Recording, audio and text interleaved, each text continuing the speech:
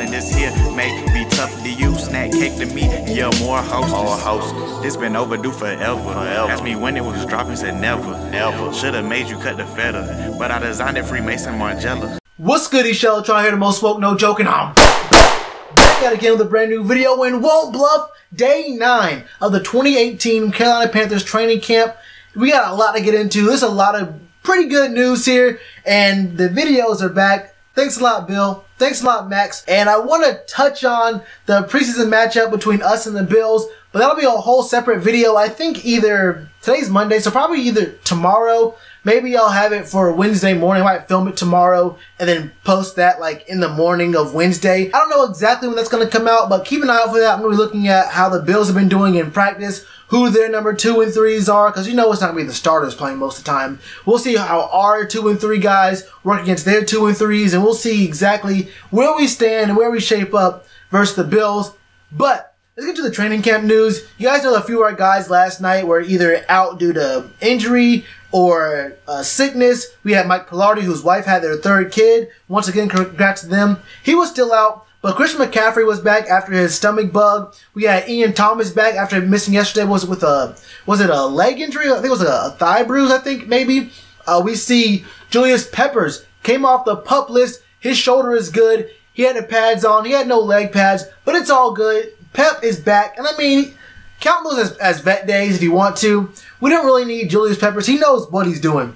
This man is 58 years old, and he knows what he's doing. So Julius Peppers, you don't have to even practice. Just be out there talking to our guys. Just talk to Marquise Haynes. There's nobody who can handle Marquise Haynes in the speed rush drill, which is exactly why we drafted him.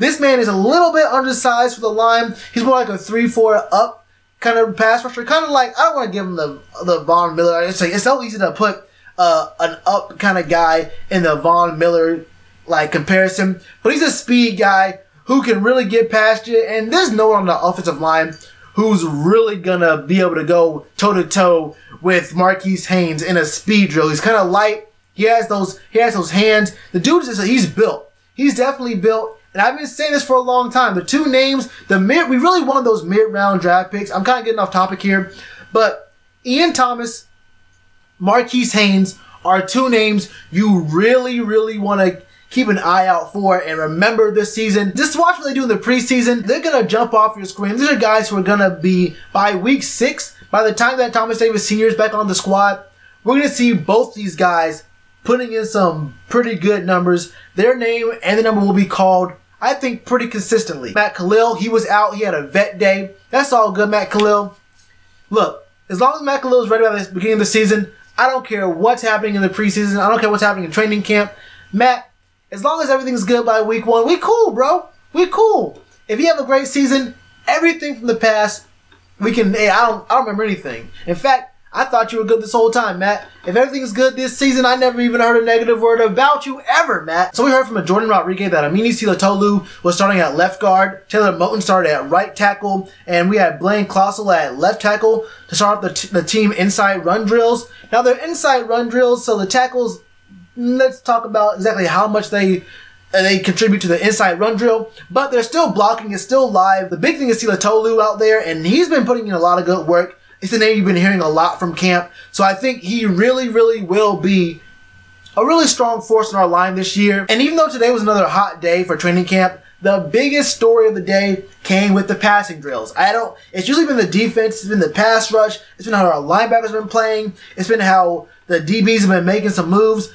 But it looks like today the pass game really, really was the shining star of the training camp because there were some dots being thrown out there. Let's go straight on the PIP right now. Look at this post from Bill Voth. Devin Funchess versus James Bradbury. Cuts inside. Breaks out. Wow. Caught him with that. That's a great route from Devin Funchess. That's actually a really great route. Look at it again. Had him looking the whole way. Caught him. Separation all the way. He had him. He thought he was going into the end zone. Look at this break. This buffer is so wild. Look, he has James Bradbury up the field like 5-7 yards. That's a great break. Bradbury gets broke off with a little taste of the remix. Look, the first one-on-one of the day, Dante Jackson versus Demir Bird. This, if I remember correctly, this is This is Garrett Gilbert passing this ball. And like I said, if you remember, I said that with Damiere Byrd's speed, the comeback route is really going to be what could be his bread and butter, what works really well for him. This probably, I don't want to get too much to the throw mechanics here and how well the throw was made and the timing and all that kind of stuff, but I really do still believe this is actually a really good playing the ball by Donte Jackson. The ball did kind of float there a little bit. Not a big deal. I think that Donte Jackson is a really good corner and that Damiere Byrd, this route is still a really good route for him. One last play. Here we see that this is from Cam. It says that the timing with Torrey is still a work in progress. That is maybe a timing issue, but if you'll see, the ball really does float if he's in the field of play.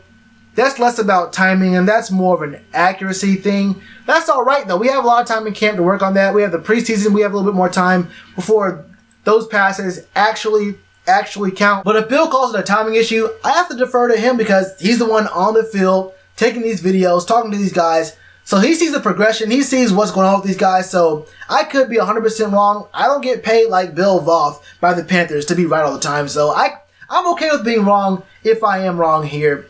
I have no problem with that. I don't have to be right. But as long as we have a healthy discussion and it's constructive here, that's all I aim for on this channel. In a tweet, Matt Simpson said that Jamal Jones has a nasty out route in a one-on-one versus Corn Elder. Crowd oohing and awing after that one. Now, if you remember that depth chart video I put out last night, the depth chart, that the unofficial first depth chart, which really means not very much, but they're still out there, the Panthers released.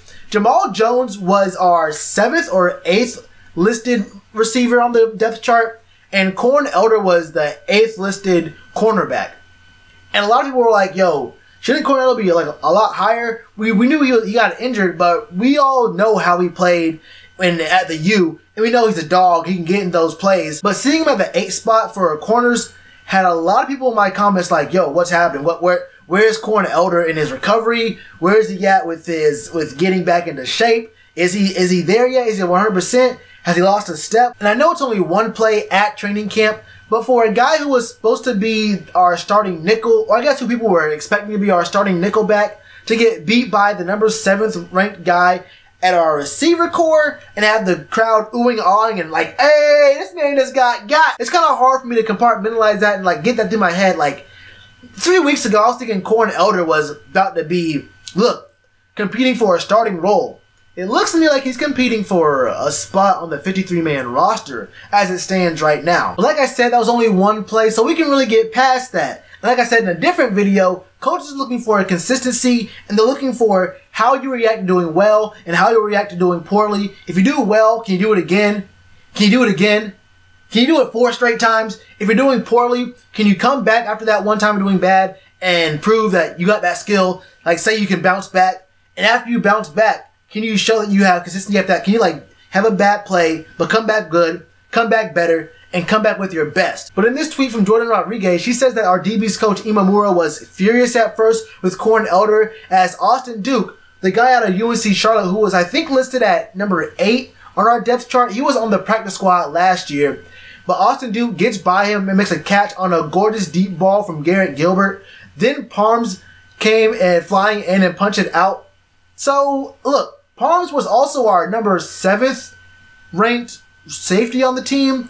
So not only did Corn Elder get showed up by our number 8 or 7 receiver, he got beat by our number 8 receiver and had to get bailed out by our number 7 safety on our team. It's not looking too good for Corn Elder. Austin Duke, hold on to that ball, please, bro. For all of us out there who went to Charlotte, hold on to that ball. We want to see you on that field, big bro. Or I guess little bro, he's younger than me. But still, we really want to see Corn Elder do well. So Corn, please, bro, we want to see you on the squad this year. We really do. So on that note, let's have a discussion. What are you guys' thoughts on today's camp? From the videos you saw, from what I was talking about earlier, what are your thoughts on this upcoming Bills preseason matchup? Now, we all know it won't be the ones versus the ones.